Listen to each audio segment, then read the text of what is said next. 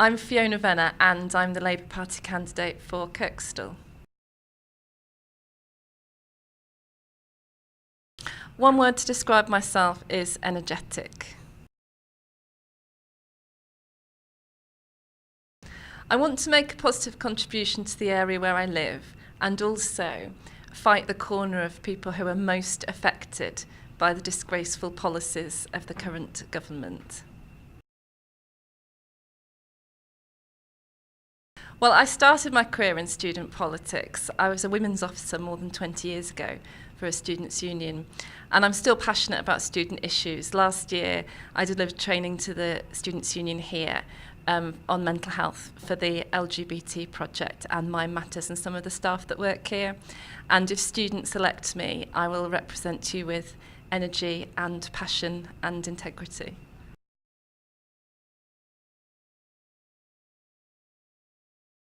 I think one of the things that's been brought to my attention around transport is that the bus from Kirkstall down Burley Road into town is very infrequent and much more expensive than the bus from Headingley. So that's one of the things that I would want to tackle, along with working with the Students' Union to deal with housing issues, particularly with regard to dodgy landlords.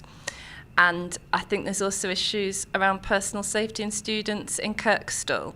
The areas with the highest burglary rates are generally student areas, and it's usually about houses being left insecure. So I think working in partnership with the police and the Students' Union around ensuring students are informed about how to keep themselves and their property safe is really important. My biggest priority right now is making sure UKIP don't get a foothold in Kirkstall, because their policies on things like tax and workers' rights are so undermining of equalities and human rights. After the election, my biggest priority would be responding to the needs that people bring me as a councillor.